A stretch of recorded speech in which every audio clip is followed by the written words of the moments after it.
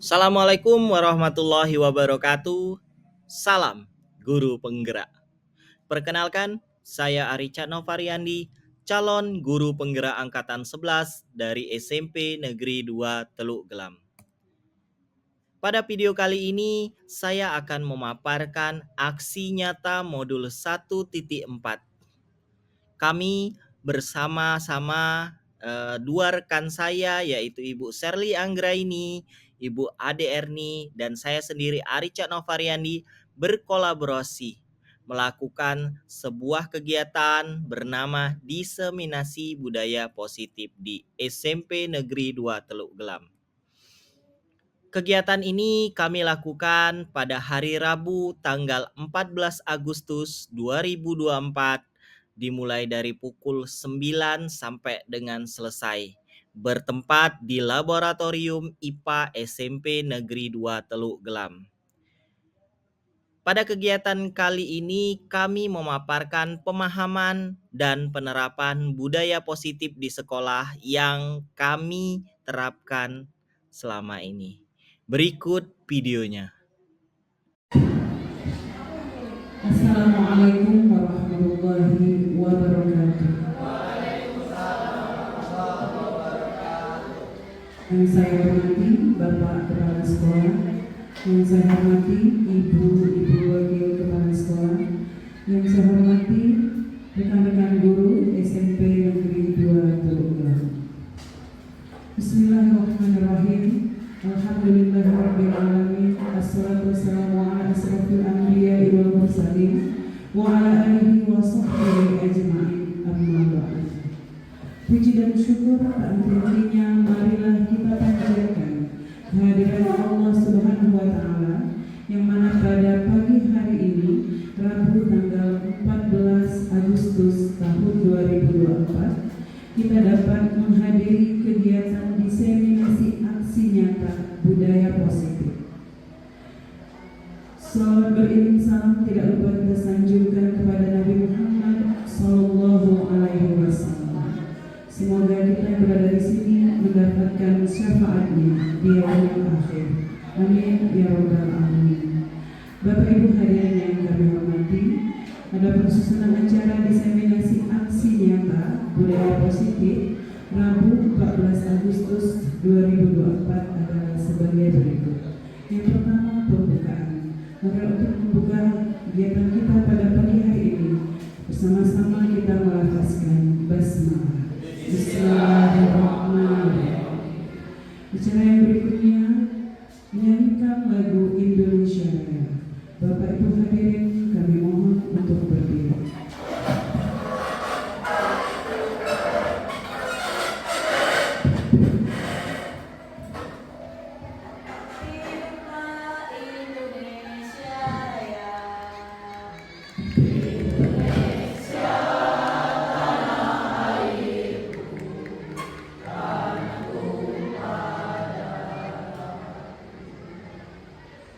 Di sana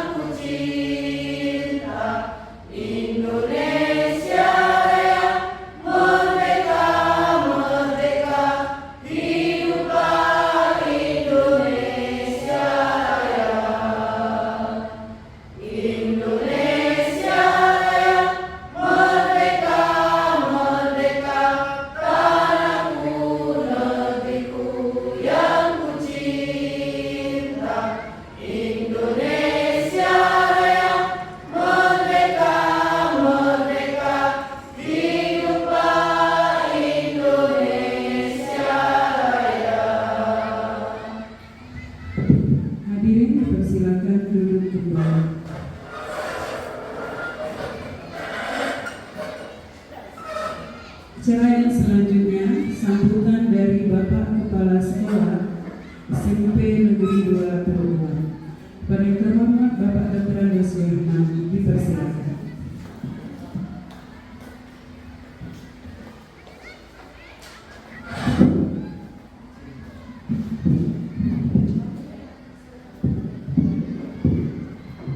Bismillahirrahmanirrahim. Assalamualaikum warahmatullahi wabarakatuh. Bismillahirrahmanirrahim. Alhamdulillahirabbil alamin. Wassalatu wassalamu ala asrofil anbiya'i wal mursalin sayyidina wa maulana Muhammadin wa ala alihi washabihi ajmain. Yang saya hormati rekan-rekan wakil, yang saya hormati rekan-rekan guru penggerak, ada 3 guru yang ada di depan. Yang saya hormati seluruh guru yang bisa hadir di ruangan ini.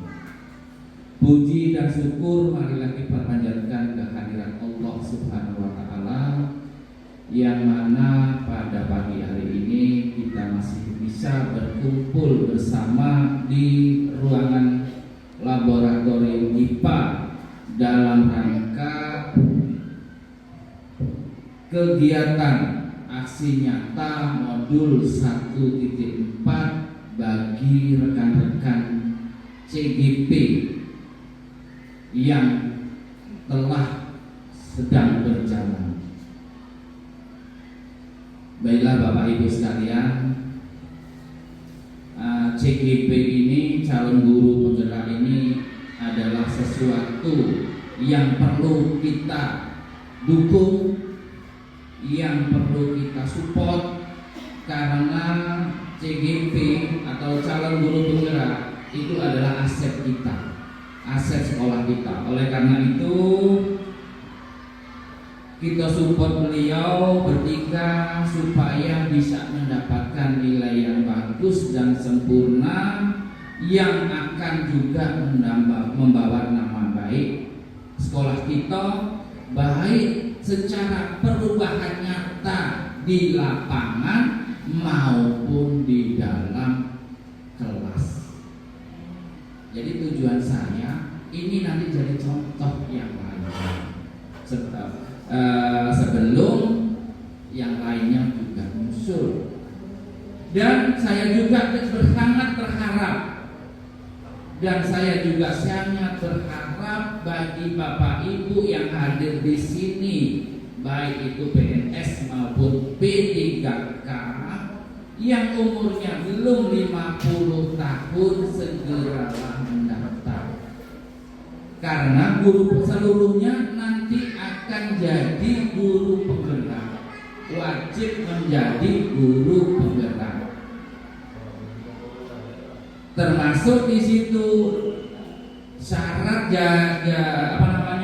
salah satu syarat untuk mencapai puncak sekolah, dalam arti yang di sini memimpin sekolah, salah satunya harus memiliki sertifikat guru penggerak. Tetap semangat Bu Sulastri, yang Bapak Ibu-ibu yang belum tetap saya dukung, saya support, kecuali Pak Arif, kecuali saya, Bu Herna, Bu Asti, termasuk Bu Haja. Nah, karena usia karena usia kita sudah 50 tahun ke atas, kita memang belum tidak diizinkan untuk ikut sebagai guru penggerak. Jadi itu adalah semua aset Bapak Ibu, minta tolong supportnya juga Bapak Ibu. Jadi Bapak Ibu yang di belakang yang belum mengikuti CGP, tolong disupport apa yang diperlukan oleh CGP yang sedang berjalan. Suatu saat pasti ada imbasnya dengan Bapak Ibu semua yang belum CGP, karena Bapak Ibu juga nantinya calon CGP. Kalau Ibu Bapak Ibu di belakang ini dukung, suatu saat ke depan pasti support. Berbahas pantun Rikato Bapak Ibu. Ya. Sekali lagi kami ucapkan selamat, tetaplah berjuang untuk sekolah ini. Bapak Ibu yang ada di depan CGP kami yang kami banggakan, pagi hari ini kita akan mengadakan, rekan-rekan CGP ini akan mengadakan aksi nyata modul 1.4 diseminasi budaya positif di sekolah. Maknanya saya belum tahu. Jadi intinya Bapak Ibu, diseminasi yang positif itu ada di sini ada beberapa item. Yang pertama adalah budaya positif. Budaya positif itu sendiri ada disiplin positif. Ini nanti akan diuraikan oleh beliau-beliau yang hebat. Dan begitu. Tolong disupport, tolong kalau belum tahu bertanya, kalau tahu dijawab. Terus selanjutnya kalau ada Bapak Ibu yang di depan itu bertanya, tolong dijawab. Ini juga baru bagi kami, yaitu disiplin positif, nilai-nilai kebajikan, teori motivasi dan penghargaan, keyakinan kelas, kebutuhan dasar manusia, posisi kontrol guru, dan yang terakhir adalah segitiga restitusi. Asing buat kami, Bapak Ibu, terus terang asing buat kita semua. Kemudian tidak asing lagi untuk yang di depan ini, karena itu ini sudah modul 1.4 karena dia mungkin lebih memahami. Di sini beliau ini kemungkinan akan memberi dan menerima masukan dari rekan-rekan. Nanti apabila rekan-rekan ditunjuk untuk bisa tetap di sini, monggo silahkan dikerjakan, dilaksanakan, karena pada gilirannya nanti ada pada Anda di depan. Seterus-terang saya support, sebagai kepala sekolah saya mendukung, tetap sebagai guru kami yang hebat di depan ini tetap semangat. Pada pagi hari ini dalam acara asimilasi modul 1.4 Bapak Buka. Wassalamualaikum warahmatullahi wabarakatuh.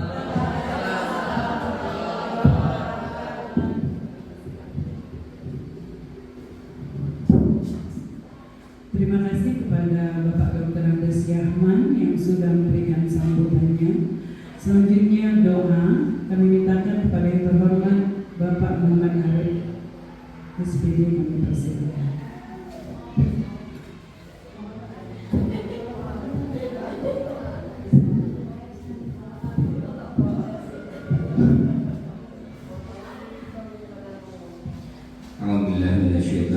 Bismillahirrahmanirrahim. Alhamdulillahirabbil alamin. Allahumma anzil bi munzalan mubarakan wa tahharin injili. Rabbana hab lana min azwajina wa dhurriyyatina qurrata a'yunin waj'alna lil muttaqina imama. Rabbana la tuzigh qulubana ba'da idh hadaytana wa hab lana min ladunka rahmah innaka antal wahhab. Rabbana la tuzigh qulubana ba'da idh hadaytana wa hab lana min ladunka rahmah innaka antal wahhab. Rabbana atina fid dunya hasanah wa fil akhirati hasanah wa qina adzabannar. Subhana rabbil izzati amma yasifun wa salamun alal mursalin walhamdulillahi rabbil alamin.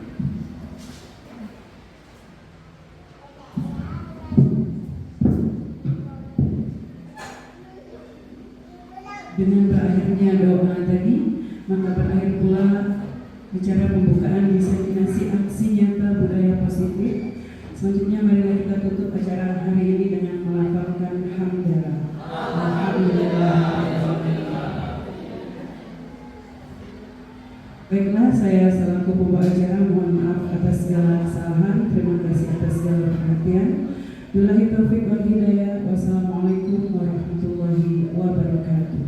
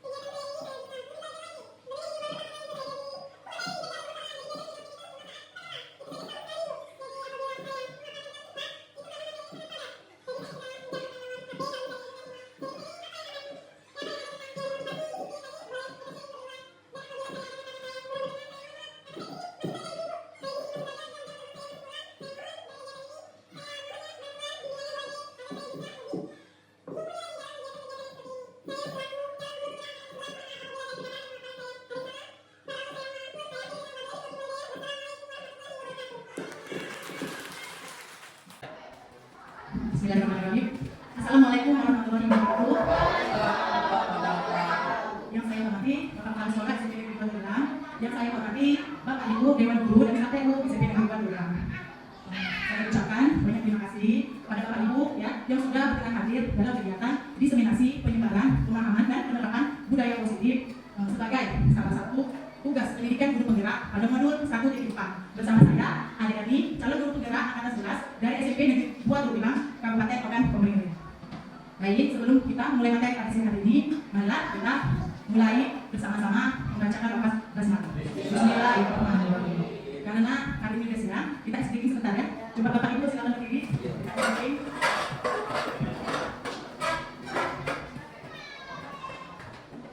Supaya semangat ya. Tepuk semangat. Semangat. Dinding. Duduk. Dinding. Duduk.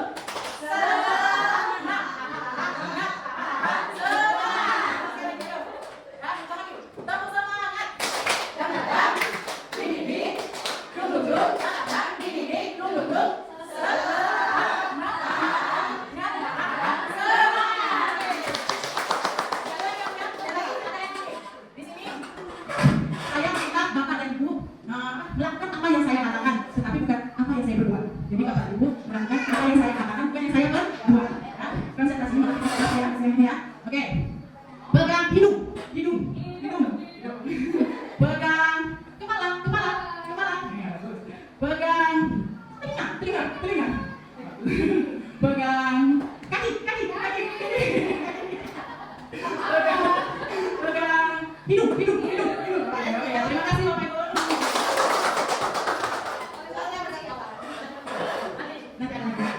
Oke, baik, terima kasih Bapak Ibu. Saya sangat senang sekali berada di antara Bapak Ibu dan saya sangat yakin Bapak Ibu adalah guru-guru hebat dari SMP Negeri Bantulang. Ya, pada kesempatan hari ini saya akan memaparkan tentang keyakinan kelas dan kebutuhan dasar manusia yang merupakan bagian dari budaya positif. Ya, kalau saya menyebutkan budaya positif, kira-kira apa yang ada di benak Bapak Ibu mendengar budaya positif?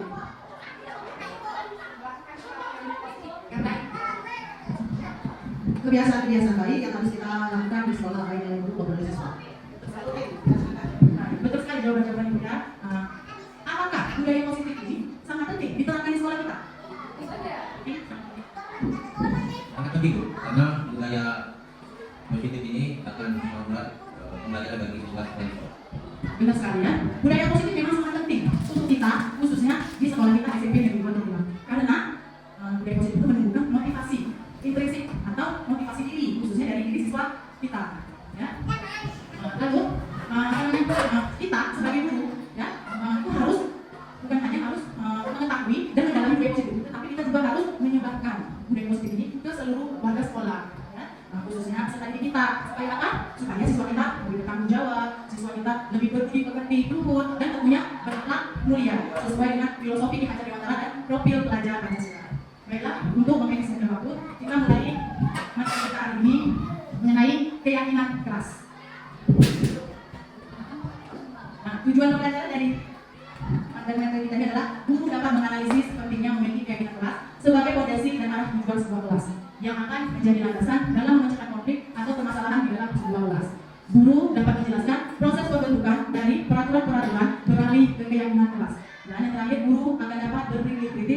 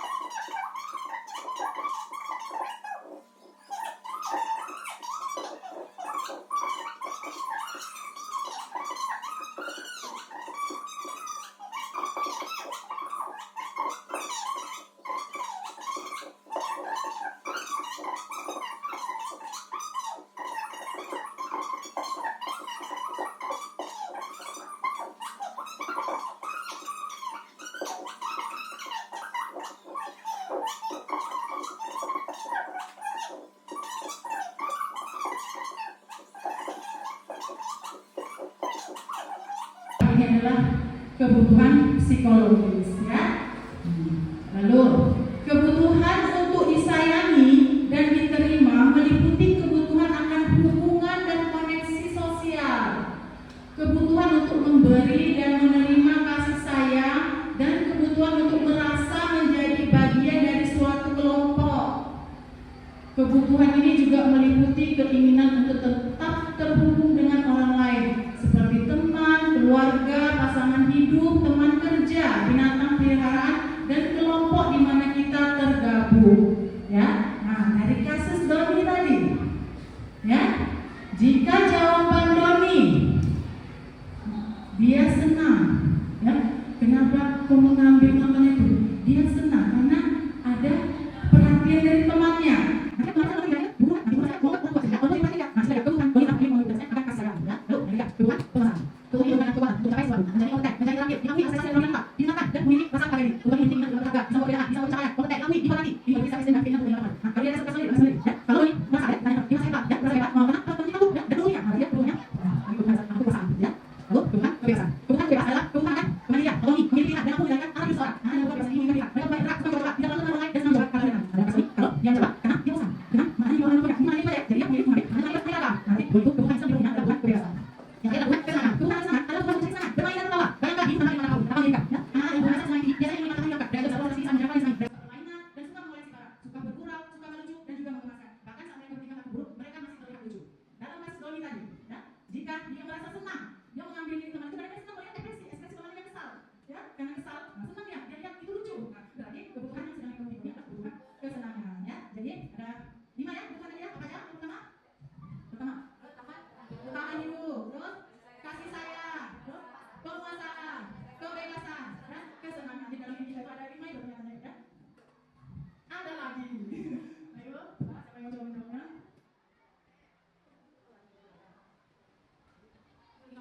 Oke, boleh dengar. Nah, apa? Sabar. Semesta Raya, Resmes, Anita, Sesta, Raja.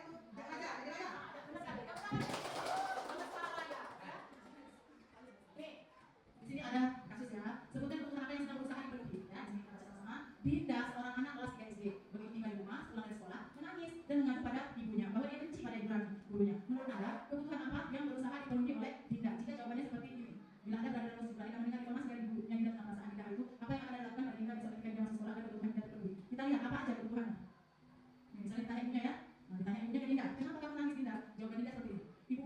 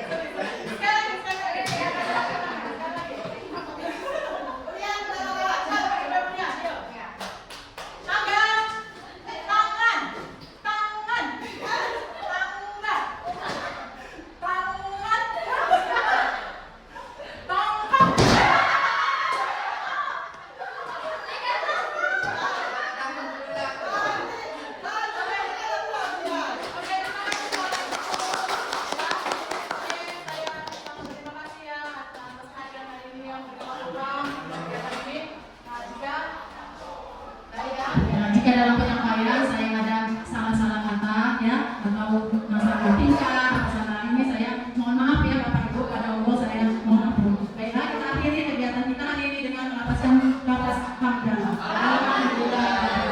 Terima kasih Bapak Ibu.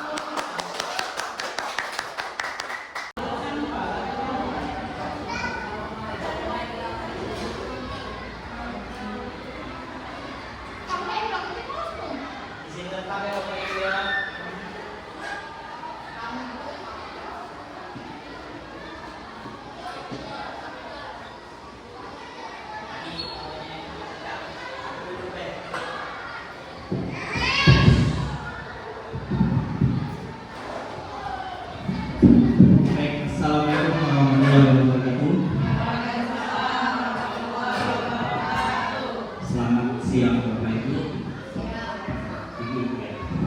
Selamat siang, minta maaf sudah menyita waktunya, sudah ibaratnya itu mengambil waktu istirahat dan seharusnya pulang ya Bapak Ibu ya. Semoga Bapak dan Ibu-ibu di sini masih semangat mengikuti acara ini, walaupun Icat kebagian di bagian akhir. Baik, biasanya kalau Icat buka tugas-tugas di DP ini, biasanya Icat ada jadwal. Izinkan Icat untuk menyampaikan itu. Assalamualaikum warahmatullahi wabarakatuh. Salam guru penggerak. Perkenalkan, saya Richard Mariadi, calon guru penggerak angkatan 11 dari SMP Negeri 2 Tulungagung.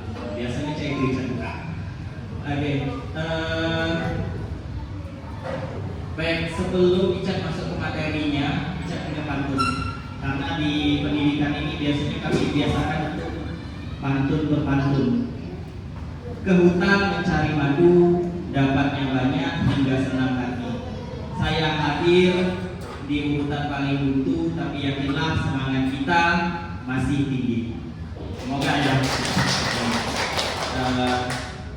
Baik. Kegiatan ini adalah aksi nyata dari modul 1.4. Mungkin sudah disinggung oleh rekan-rekan saya sebelumnya. Di sini diseminasi budaya positif di SMP Negeri 2 Tulungagung. Tadi sudah disampaikan ada 5 materi ya Ibu Serli ya. Ada 6 materi. Yang pertama disampaikan oleh Ibu Serli Anggraini, yang kedua materi disampaikan oleh Ibu Aderni, dan yang terakhir materi ini akan saya sampaikan saya sendiri, Arican Mariani. Baik, pada kesempatan kali ini saya memperkenalkan terlebih dahulu orang-orang hebat di balik dari pendidikan kami selama ini. Yang pertama ada Fasil atau fasilitator, yaitu Bapak Juanda Firza dan Ibu Nuswatun Hasanah sebagai pengajar praktik. Mungkin ibu-ibu sudah pernah ketemu beliau pada saat beliau mengadakan pendampingan individu pada kami. Yang paling ganteng itu Cak. Baik, editan dulu. Baik, latar belakang aksi nyata ini, selama ini para murid itu bertindak untuk mengikuti aturan sekolah karena untuk menghindari hukuman ataupun sanksi, bukan atas kesadaran dirinya, sehingga budaya positif sekolah tidak berjalan efektif selama ini seperti itu. Adapun tujuan pelaksanaan aksi nyata ini adalah menumbuhkan kesadaran atau motivasi intrinsik para siswa untuk menjalankan keyakinan kelas.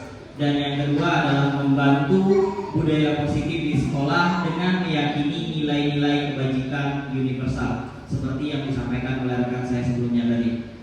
Adapun tolak ukur dari aksi nyata ini adalah terbentuknya keyakinan kelas dengan membuat kesepakatan kelas terlebih dahulu bersama para siswa, dan yang kedua adalah siswa mampu menjalankan dan menerapkan keyakinan kelas atas kesadaran diri atau motivasi internal siswa tersebut.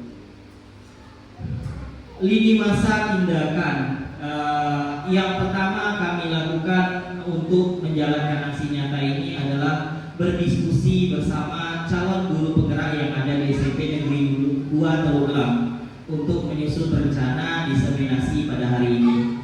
Kemudian yang kedua adalah berdiskusi dengan kepala sekolah dan menjelaskan pentingnya menanamkan konsep budaya positif di sekolah, serta meminta izin kepada kepala sekolah untuk mengadakan acara pada hari ini bersama rekan-rekan para guru di SMP Negeri 2 Tulungagung.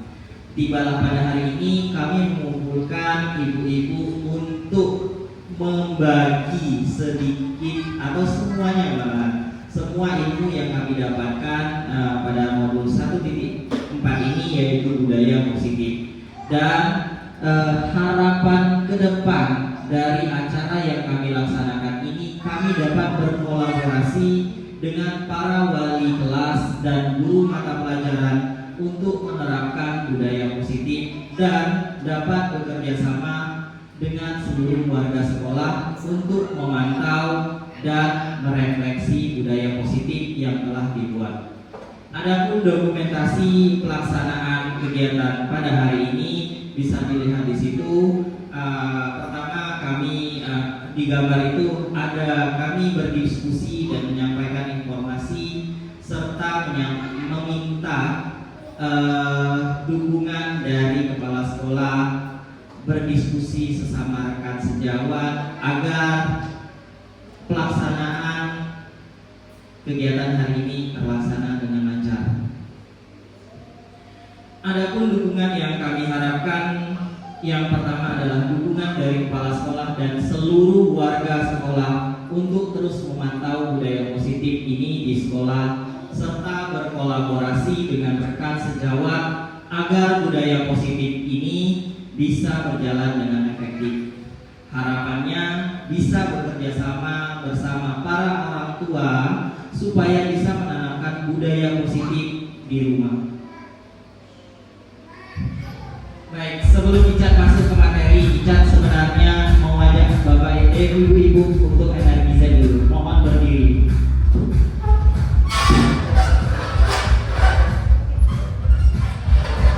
Icat ada permainan yang namanya asah konsentrasi. Jadi petunjuknya adalah Bapak Ibu lihat dengarkan perintah dari saya tapi jangan dijalankan. Lawan kata.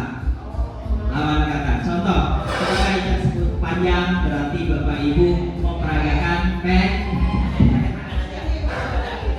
Kalau Icat bilang panjang berarti pendek. Kalau Icat bilang panjang dan pendek berarti panjang. Siap ya? Siap. Ibu Wali sepertinya semangat ada pendek. Oke, mulai. Siap. Ya, pendek.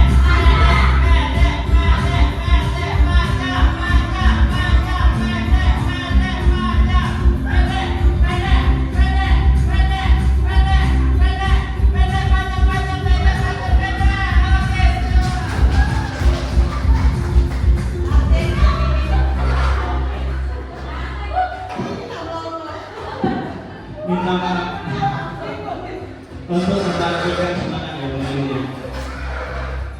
Ya, lala itu juga ya. Oke, baik. Itu energi saya. Biar kita lebih fokus lagi karena Icat kebagian di bagian paling akhir, mungkin semangat sudah menurun. Baik, selanjutnya 5 posisi kontrol. Materi Icat yang pertama. Melalui serangkaian riset yang didasarkan oleh teori kontrol D.L. William Glaser, Diana dosen berkesimpulan ada 5 posisi kontrol yang umum dan biasa diterapkan seorang guru, orang tua ataupun atasan dalam melakukan kontrol penerapan disiplin di tempatnya bekerja. Adapun kelima posisi kontrol yang umum terjadi tersebut adalah yang pertama penghukum, pembuat rasa bersalah, teman, pemantau, dan manajer. Dan berikut ini uraian 5 posisi kontrol dalam penerapan disiplin positif. Yang pertama adalah hukuman saya punya pematik sebelum masuk itu. Hukuman di sekolah dapat mendisiplinkan anak.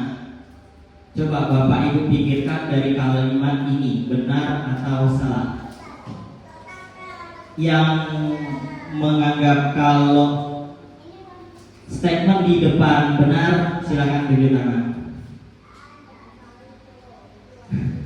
Yang menganggap statement di depan salah, silakan tunjuk tangan. Nah, sepertinya masih ada. Oke, kita lanjut lagi. Nanti terjawab dari pertanyaan pengantin ini. Pemberian hukuman dengan hal positif seperti membaca atau membersihkan halaman sekolah dapat meningkatkan disiplin anak. Benar atau salah? Benar. Yang menjawab salah? Masih bingung. Oke, yang pertama tadi, hukuman di sekolah dapat mendisiplinkan anak. Benar atau salah? Benar. Ada yang menjawab salah? Ada. tadi Bu Dini dan Bu Lia ya. Bu Lia tadi menjawab kalau hukuman di sekolah dapat didisiplinkan anak. Oke, statement yang ketiga, memberi penghargaan dapat meningkatkan motivasi belajar anak. Benar atau salah? Salah. Ada yang menjawab benar, ada yang menjawab salah. Membuat anak merasa bersalah memberi dampak lebih ringan dibanding menghukum. Benar atau salah? Benar? Ada yang menjawab benar, ada yang menjawab salah. Sebenarnya dari beberapa statement yang saya tampilkan ini tidak ada benar, tidak ada salah. Karena tergantung dari posisi kontrol mana yang Bapak Ibu pakai ketika menghadapi siswa. Oke, kita masuk ke posisi kontrol yang pertama, yaitu penghukum. Di sini minta maaf sebelumnya kalau yang bisa tampilkan nanti kurang bagus karena masih banyak tahap belajar. Ada video animasi yang saya buat sederhana. Silakan Bapak Ibu.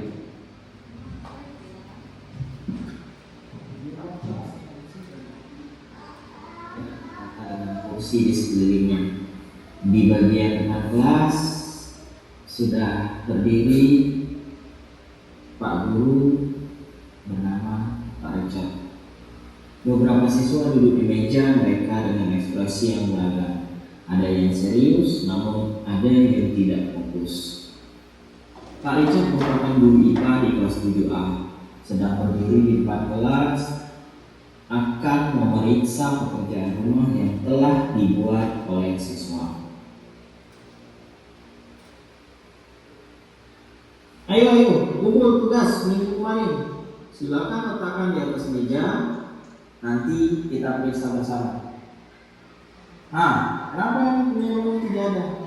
Ini, kamu sudah mengerjakan PR belum?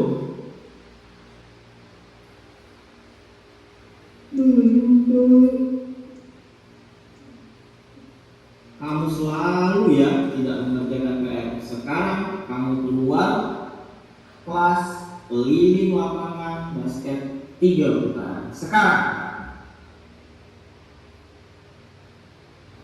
Nah, apa hubungannya Pak PR dengan keliling lapangan? Kamu ya selalu melawan dan tidak patuh, bahkan tidak sadar dengan kesalahannya. Iya Pak, saya minta maaf dan tidak akan mengulanginya lagi. Nah, dari video animasi yang amburadul tadi menunjukkan bahwa pendekatan disiplin yang cukup keras dari Pak Richard. Hukuman yang diberikan yaitu lari keliling lapangan bisa dianggap sebagai metode pembelajaran yang behavioristik. Ada resiko metode ini dapat menurunkan motivasi belajar siswa jika diterapkan terlalu sering. Seorang penghukum bisa menggunakan hukuman fisik maupun verbal. Orang-orang yang menjalankan posisi penghukum senantiasa mengatakan bahwa sekolah memerlukan sistem atau alat yang dapat lebih menekan murid-murid lebih dalam lagi. Biasanya guru yang menerapkan posisi penghukum akan berkata seperti ini: patuhi aturan saya atau awas. Yang kedua, kamu selalu saja salah. Yang terakhir, biasanya ya, selalu, pasti selalu, terakhir, selesai. Itu kata-kata yang biasa diucapkan oleh guru pada posisi penghukum. Guru seperti ini senantiasa percaya hanya ada satu cara agar pembelajaran bisa berhasil, yaitu cara dia. Itu posisi kontrol guru yang pertama. Kemudian posisi kontrol guru yang kedua adalah pembuat merasa bersalah. Nah, sama kayak tadi, ada video animasinya.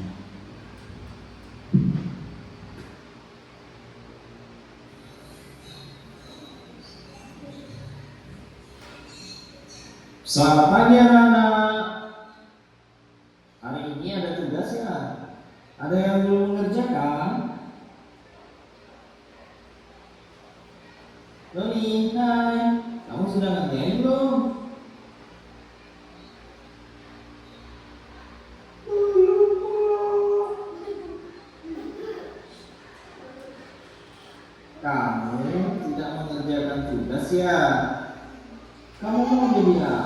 sih nanti Don?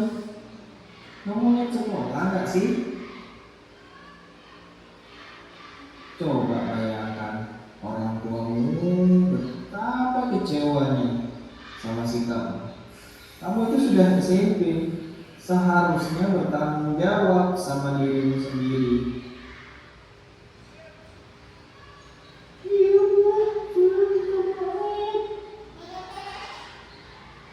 Ya sudah, nanti jangan diulang lagi ya. Kalau kamu rajin, Bapak senang lihatnya. Nah, di video animasi yang kedua ini saya menggunakan pendekatan yang lebih emosional, mencoba membuat siswa merasa bersalah.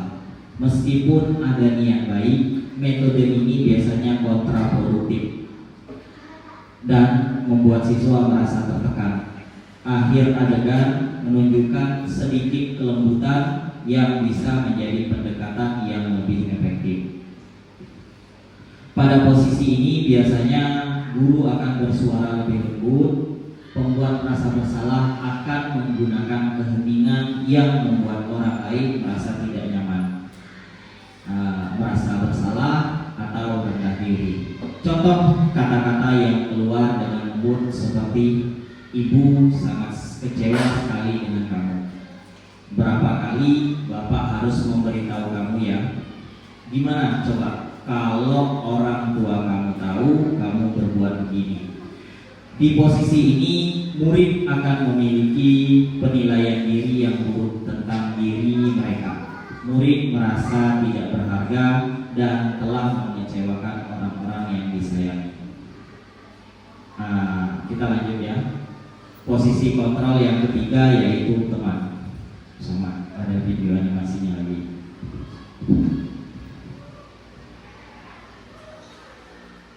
Selamat pagi anak-anak. Wah, ini baru datang ya?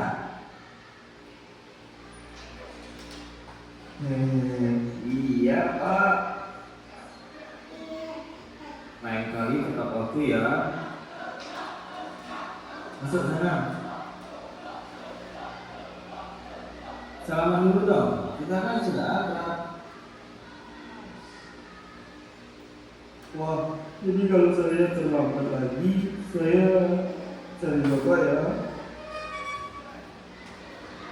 Ya kalau bisa jangan terlambat lagi dulu.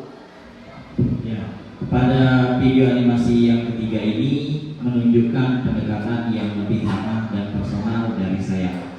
Penggunaan humor dan keakraban bisa membangun hubungan yang lebih baik dengan siswa. Namun perlu hati-hati agar kita tetap menjaga batas profesionalisme antara guru dan murid. Guru pada posisi ini tidak akan menyakiti murid, namun akan tetap berupaya mengontrol murid melalui persuasi. Posisi teman pada guru biasanya negatif ataupun positif. Posisi positif di sini berupa hubungan baik yang terjalin antara guru dan murid. Guru di posisi ini biasanya menggunakan hubungan baik dan humor untuk mempengaruhi seseorang. Mereka biasanya akan berkata, "Ayo bantulah demi Bapak ya," atau "Ayo ingat tidak bantuan Bapak selama ini. Ayo ingat tidak bantuan Bapak selama ini." Ya sudahlah, kali ini tidak apa-apa, nanti Ibu bantu bereskan. Itu beberapa contoh kata yang biasa digunakan guru dalam posisi kontrol ini. Hal negatif dari posisi teman adalah bila suatu saat guru tersebut tidak membantu, maka murid akan kecewa dan berkata, "Saya pikir Bapak atau Ibu teman saya." Itu. Murid merasa dikecewakan dan tidak mau lagi berusaha. Hal lain yang mungkin timbul adalah murid hanya akan bertindak untuk guru yang menjadi temannya saja dan tidak untuk guru yang lain. Murid akan tergantung pada guru tersebut. Itu sisi kelemahannya. Kemudian posisi kontrol yang keempat adalah pemantau. Sama, ada video animasinya juga. Di ruang kelas 7A, Pak Richard baru di kelasnya pada mata pelajaran IPA. Selamat siang anak-anak. Tadi pelajaran olahraga ya? Kamu kok nggak pakai baju olahraga? Bapak dapat laporan dari Pak Habib sudah 3 kali nggak ikut olahraga bulan ini. Benar? Iya Pak, sudah 3 kali. Berarti saya dapat sanksi ya Pak ya? Nah, pada video animasi yang keempat ini fokus pada konsekuensi dari pelanggaran aturan-aturan sekolah, menunjukkan bahwa saya secara konsisten mencatat pelanggaran-pelanggaran siswa. Pendekatan ini bisa efektif jika diimbangi dengan penjelasan tentang pentingnya aturan tersebut. Memantau berarti mengawasi. Pada saat kita mengawasi, kita bertanggung jawab atas perilaku orang-orang yang kita awasi. Posisi pemantau berdasarkan pada peraturan-peraturan dan konsekuensi. Biasanya guru dalam posisi kontrol pemantau menggunakan kata-kata seperti ini. Peraturannya apa yang telah kamu lakukan, dan sanksi atau konsekuensinya apa. Seorang pemantau sangat mengandalkan penghitungan, catatan ataupun data yang digunakan sebagai bukti atas perilaku seseorang. Posisi ini akan menggunakan stiker, slip, catatan, daftar maupun yang lainnya. Posisi pemantau itu berawal dari teori stimulus respon yang menunjukkan tanggung jawab guru dalam mengontrol murid. Kita tiba di posisi kontrol yang terakhir, yaitu manajer. Sama ada video animasinya juga.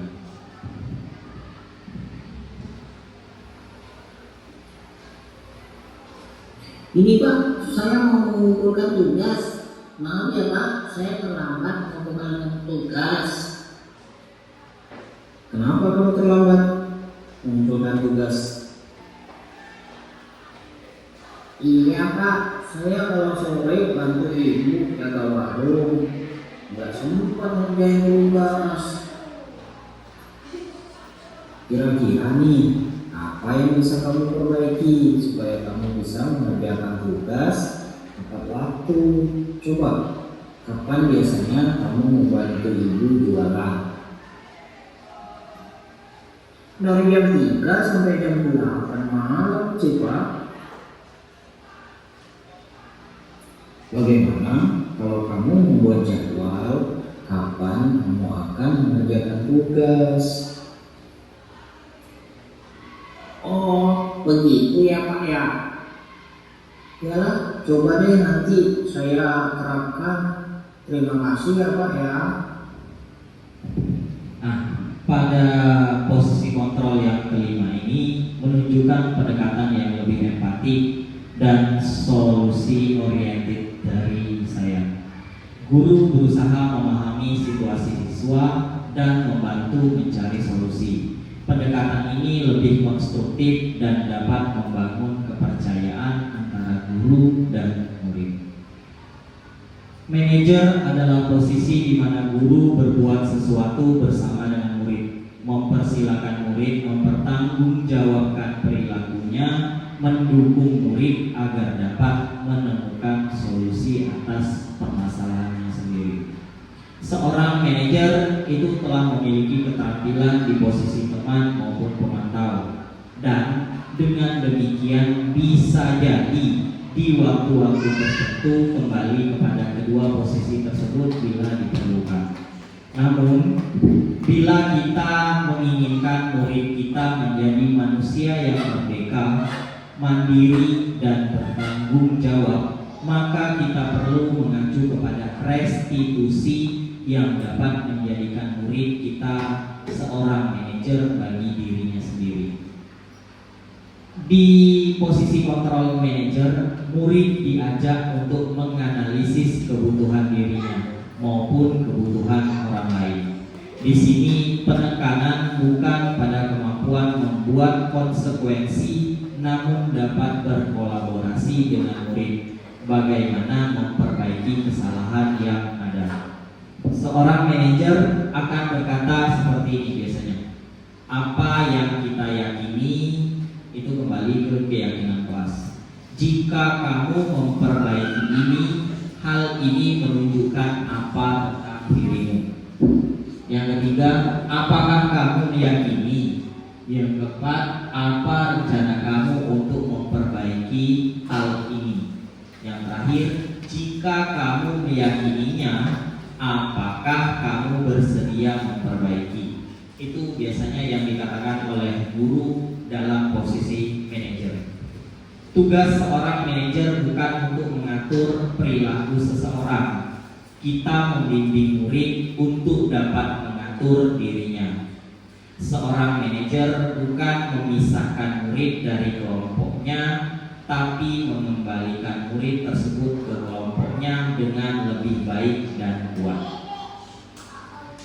Bisa jadi dalam praktik penerapan disiplin sehari-hari, kita akan kembali ke posisi teman atau pemantau karena murid yang ditangani belum siap diajak berdiskusi atau diundang melakukan restitusi. Namun perlu disadari, tujuan akhir dari 5 posisi kontrol seorang guru adalah pencapaian posisi manajer, di mana di posisi inilah murid dapat menjadi pribadi yang mandiri, merdeka, dan bertanggung jawab atas segala perilaku dan sikapnya, yang pada akhirnya dapat menciptakan lingkungan yang positif, nyaman, dan aman. Jadi bukan berarti 4 posisi kontrol yang saya sebutkan tadi tidak baik atau tidak bisa kita terapkan, bukan. Jadi dilihat dari kondisinya masing-masing.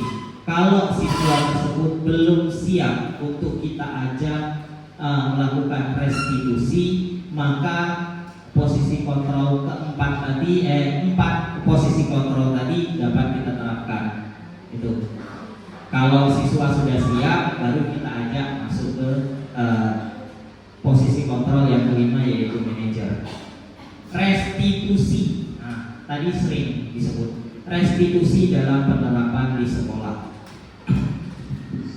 Restitusi dalam konteks penerapan di sekolah mengacu pada upaya memperbaiki hubungan dan pemulihan yang melibatkan siswa, guru, serta staf sekolah.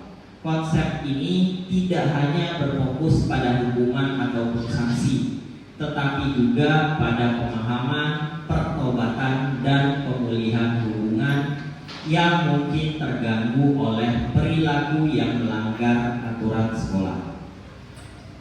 Dalam penerapan disiplin yang berorientasi restitusi, tujuannya adalah untuk mengajarkan siswa bertanggung jawab dan akibat dari tindakan mereka.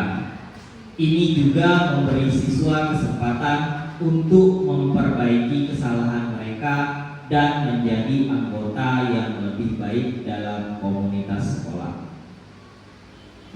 Demikian uraian saya tentang 5 posisi kontrol Diana Gosen dalam penerapannya di sekolah. Langkah selanjutnya adalah bagaimana kita menerapkan restitusi penerapan disiplin positif di sekolah sehingga siswa dengan dorongan dalam dirinya mampu bertanggung jawab atas kesalahannya, kemudian dapat memperbaiki diri dan menjadi anggota masyarakat yang lebih baik. Sebelum Icat masuk ke materi selanjutnya, Icat nengok Bapak Ibu sudah mulai agak lebih lesu. Icat mau membakar semangat dulu. Bapak Ibu, Icat persilakan berdiri sejenak untuk mengikuti gerakan di depan.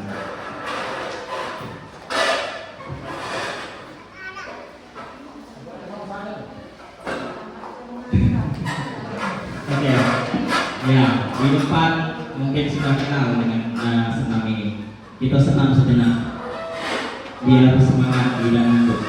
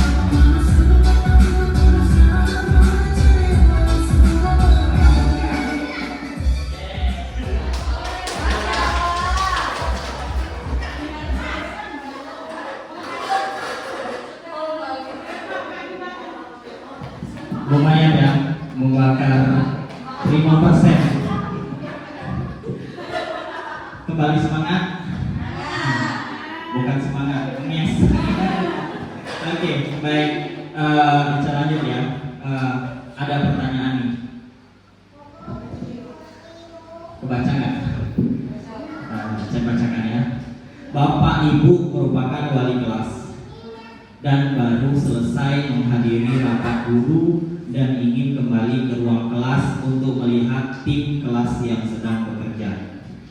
Sesampai di kelas, Bapak Ibu kaget mengetahui bahwa yang piket hanya 2 orang, dan Bapak Ibu menyadari bahwa ada 1 anggota tim yang tidak ikut piket. Sikap apa yang akan Bapak Ibu lakukan dan posisi kontrol yang akan Bapak Ibu terapkan kepada anggota tim yang tidak bertugas? Coba bisa meminta kontribusinya, partisipasi. Silakan yang bisa menjawab boleh tunjuk tangan.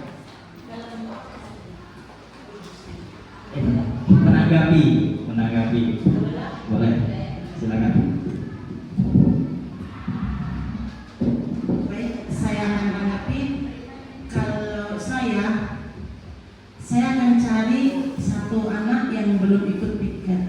Di mana keberadaannya?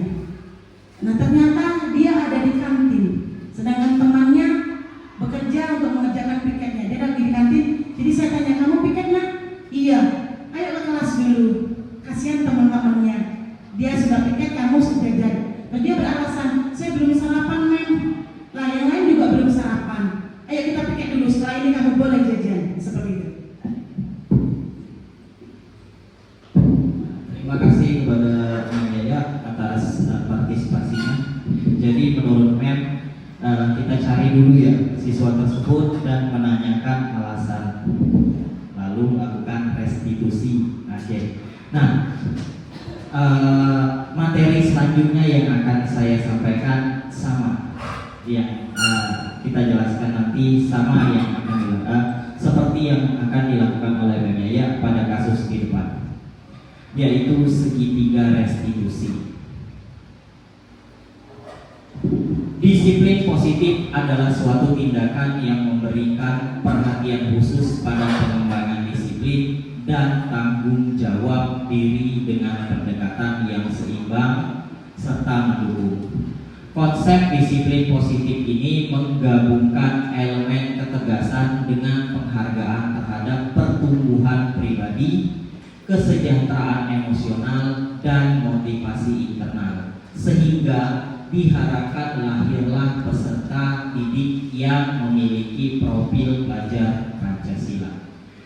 Jika tidak memiliki motivasi internal, maka diperlukan bantuan pihak luar atau motivasi eksternal untuk mendisiplinkan. Disiplin positif ini selaras dengan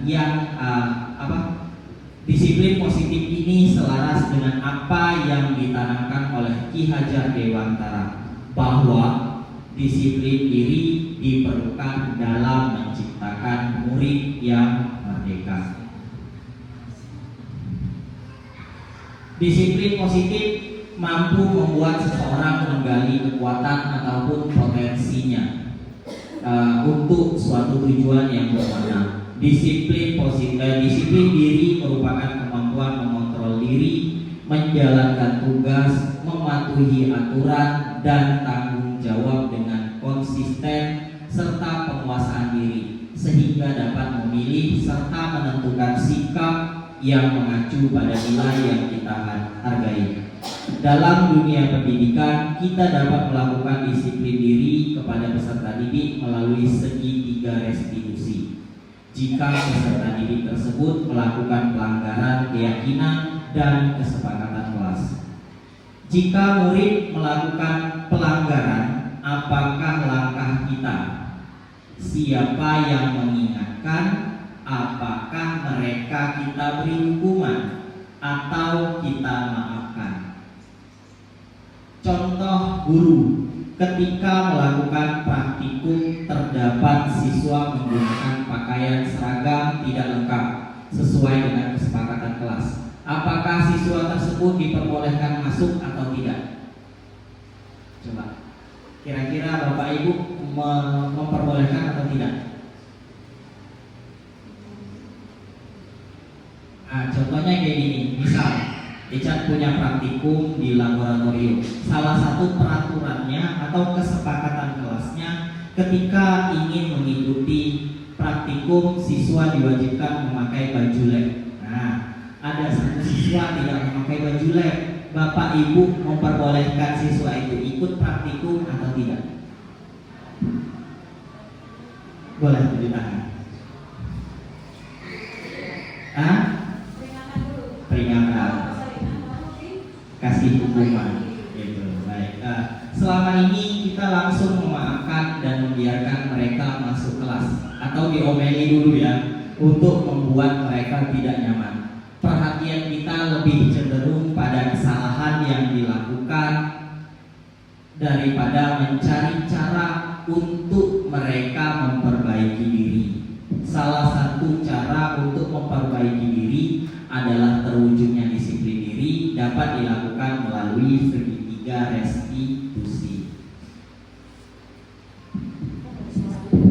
Segitiga restitusi adalah proses menciptakan kondisi bagi peserta didik untuk memperbaiki kesalahan mereka sehingga mereka bisa kembali ke kelompok mereka dengan karakter yang lebih kuat menurut dosen.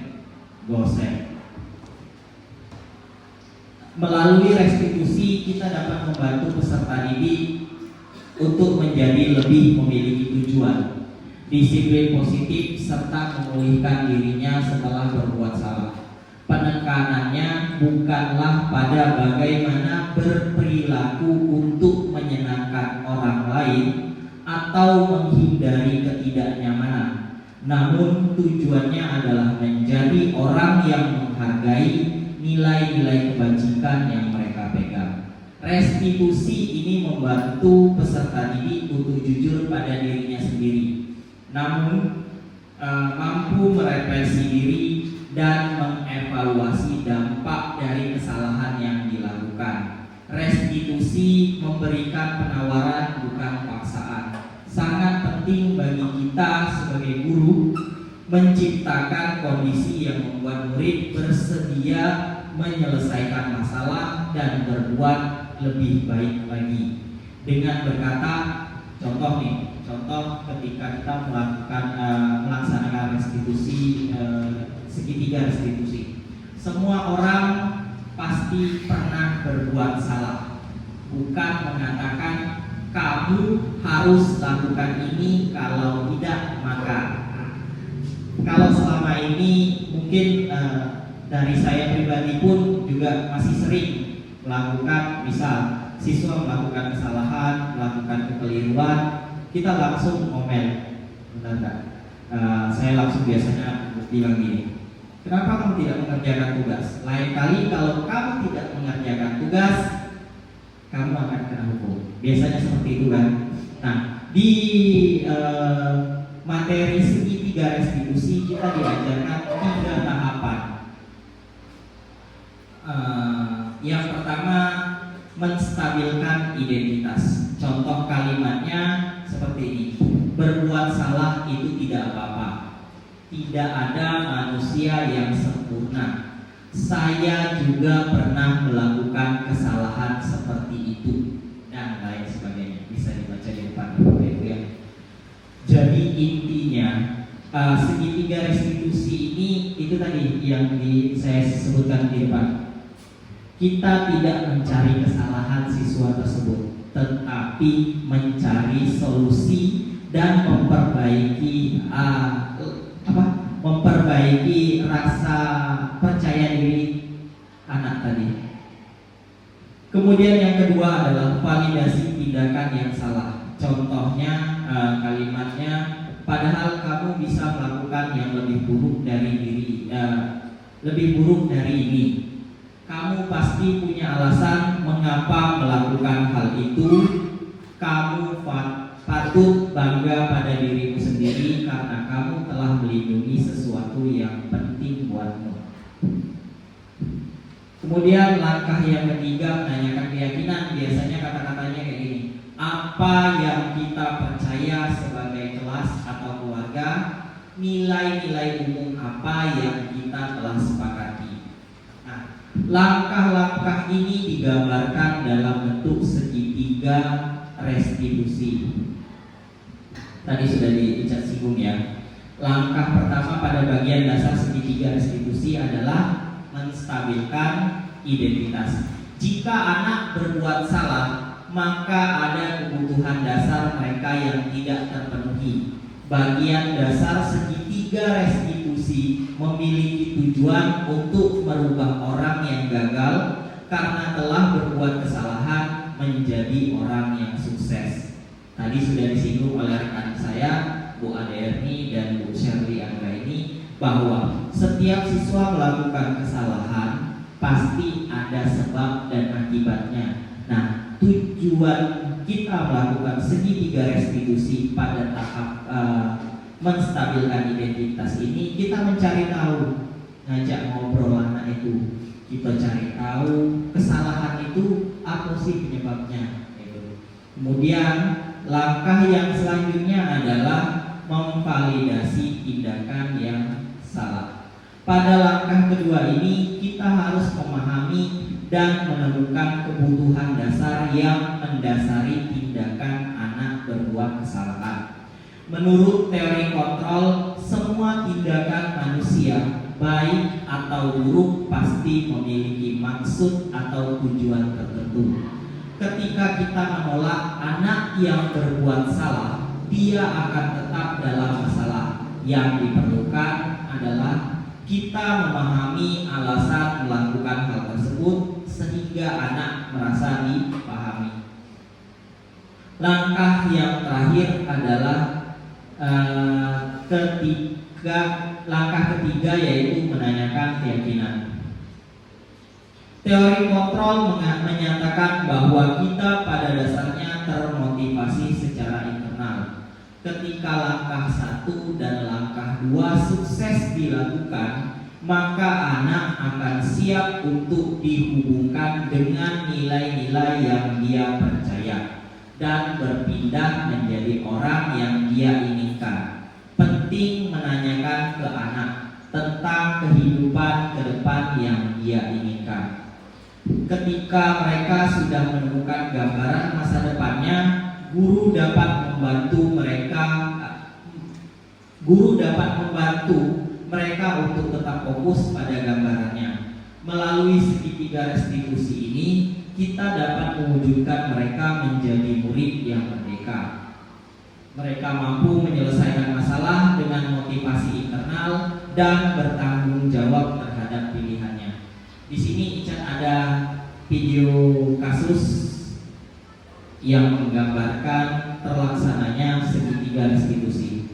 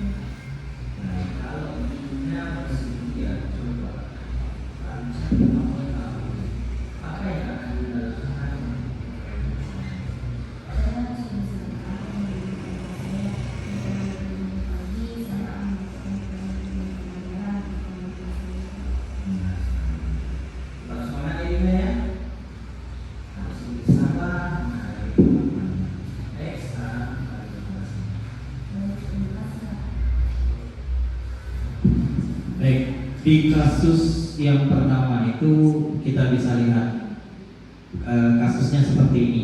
Jadi intinya itu Dinda ini kesal sama kawannya bernama Nando. Dinda ini kesal karena Nando ini selalu mencontek pekerjaan rumah yang dilakukan oleh Dinda. Dari kasus ini, langkah-langkah restitusi yang saya jalankan dengan menggunakan segitiga restitusi adalah yang pertama, menstabilkan identitas. Saya memvalidasi perasaan Dinda terlebih dahulu. Saya menanyakan alasannya itu kenapa dia marah. Kemudian yang kedua adalah memvalidasi tindakan. Saya bersama Dinda melakukan diskusi mengenai tindakan Dinda yang berteriak dan menggerbak meja. Dan yang terakhir adalah menanyakan keyakinan. Saya membahas pentingnya saling menghormati antar teman. Hasilnya, Dinda belajar untuk lebih sabar dan akan melaporkan kalau nanti Nando membuat kesalahan yang sama. Baik, itu kasus yang pertama. Kasus yang kedua, silakan amati Bapak Ibu. Haji, tadi Bapak menerima laporan dari BPN kalau Haji sering nakal. Benar. Coba tanya, Haji sudah berapa kali? Saya sudah 5 kali, Pak. Sering datang ke kamar itu untuk kesalahan. Benar. Membuat kesalahan itu harus lebih. Setiap orang pasti pernah melakukan kesalahan. Yang penting di sini Haji bisa belajar dari kesalahan dan berusaha untuk mengubah. Apakah kamu setuju dengan pernyataan Bapak? Setuju, Pak. Coba kita cari solusi bersama. Baik, Pak. Haji sering datang ke rumah, pasti memiliki alasan. Apa yang membuat Haji sering berubah? Saya sering begadang, Pak, dan HP tidak punya waktu rutin. Apakah kamu tahu yang tugasnya sudah bersama jurusan? Tahu. Apakah datang terlambat itu sesuai dengan keyakinan kita? Keyakinan pasti, Pak. Tidak, Pak. Menurut Haji nih, keyakinan kelas apa yang sudah Haji bangga? Pak, tradisi beda. Menurut Haji nih, belajar ini ya, disiplin itu penting. Oke, Pak. Kalau saya akan tidak terlambat lagi, saya akan bisa menghargai waktu. Benar sekali. Menghargai waktu itu penting dan sangat memanfaatkan kita. Seperti menghargai orang-orang sekitar kita, pekerjaan menjadi tidak menumpuk dan juga dapat melakukan. Iya, Pak. Saya minta maaf karena sering terlambat. Baik, sikap yang sudah Haji tunjukkan dengan cara meminta maaf kepada Richard menurut Haji, apa yang akan melakukan agar tidak datang?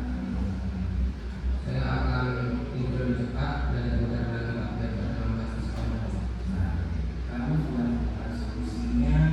Saya juga akan bekerjasama dengan orang tuamu agar kamu mendengarkan teman-teman.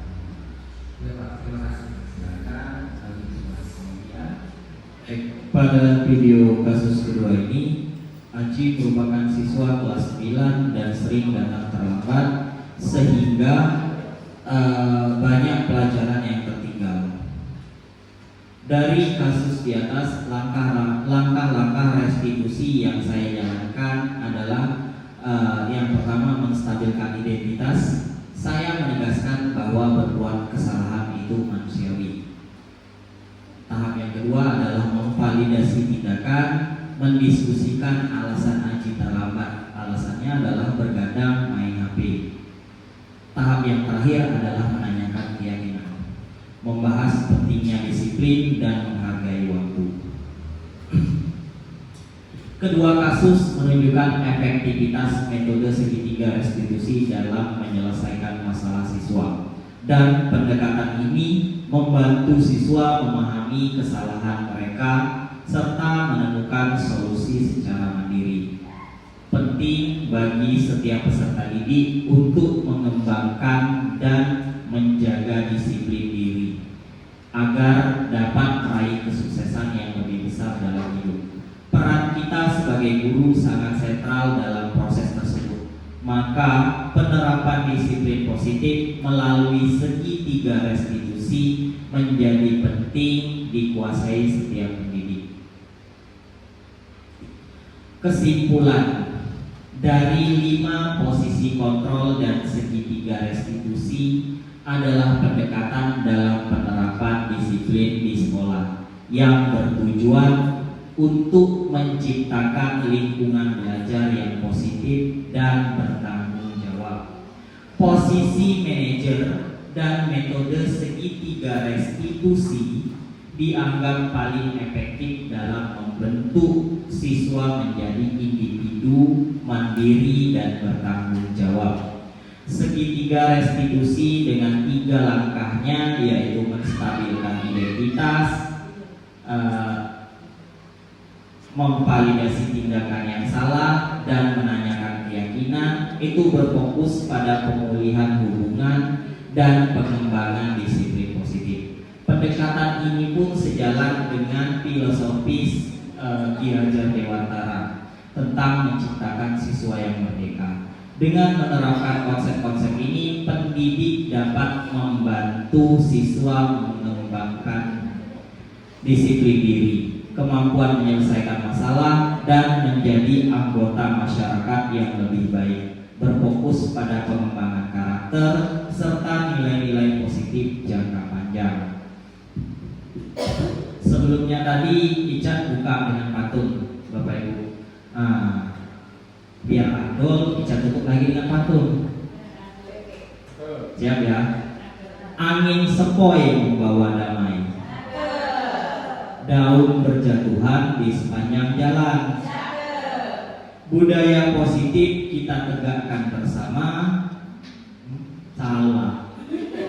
Nggak fokus lagi. Oke, saya ulang ya. Angin sepoi membawa damai, daun berjatuhan di sepanjang jalan. Dengan hati yang senang dan ramai, budaya positif kita tegakkan bersama. Sekian presentasi dari Ica. Ica minta maaf yang sebesar-besarnya kepada Bapak Ibu telah menyita waktunya, dan juga minta maaf kalau penyampaian materi dari kami bertiga, khususnya Ica, mungkin masih banyak yang kurang. Ica menyadari sendiri, terutama public speaking, cara kami untuk berbicara di depan umum masih terbatas dan kurang. Ica minta maaf. Ica di sini minta kepada rekan-rekan kami yang di belakang mohon maju ke depan. Kami minta sedikit waktu lagi kepada Bapak Ibu. Di sini ada 3 kertas sticky note yang berbeda warna. Bapak Ibu masing-masing minta refleksi dari kegiatan hari ini. Apa yang akan kami benahi dan apa yang akan kami kembangkan. Oh ya, boleh. Ya, boleh. Ya, apa yang akan ditingkatkan dari kami. Ya.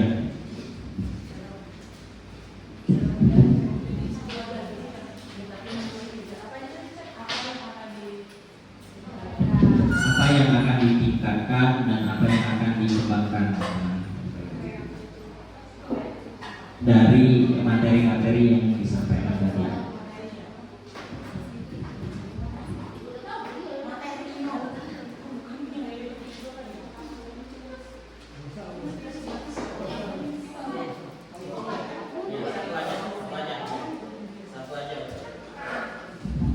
Satu saja tidak apa-apa.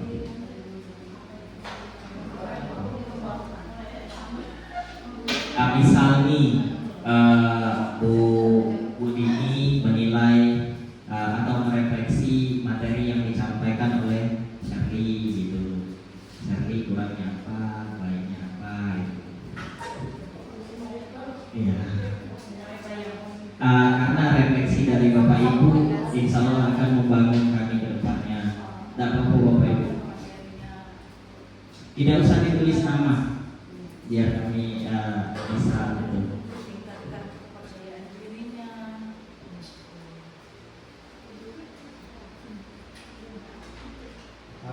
Setidaknya semoga apa yang kalian sampaikan hari ini bisa kalian terapkan untuk diri sendiri dulu.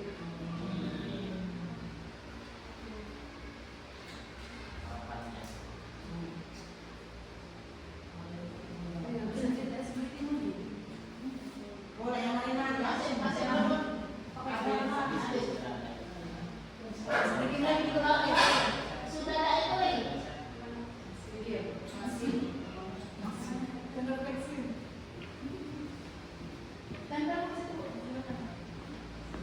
Bareng-bareng Pak.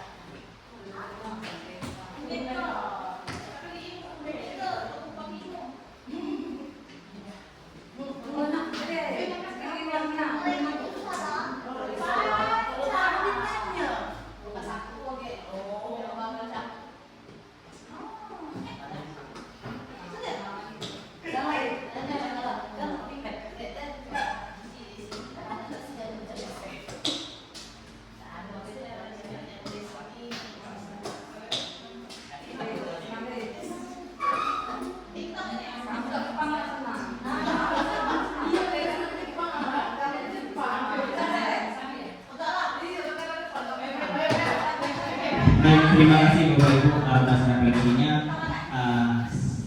Sebagai penutup nih, maka ASPD mohon partisipasinya. Silakan berdiri. Siap? Siap ya?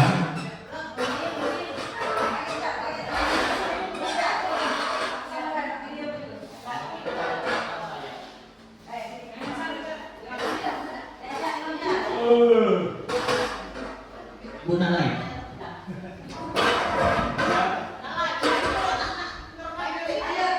Siap ya? Oke, 1, 2.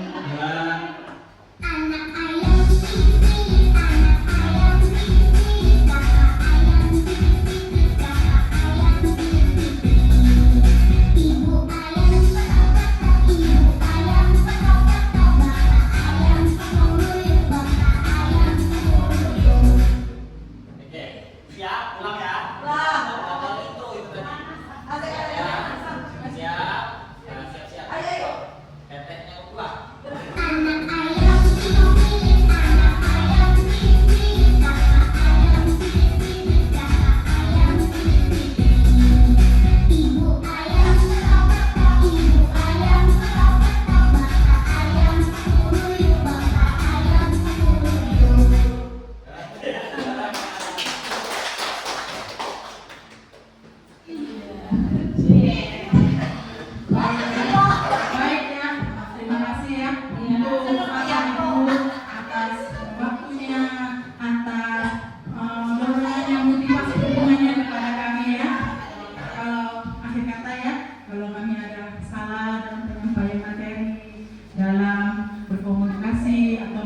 menyinggung, apa salah tingkah, apa salah semuanya ya Bapak Ibu ada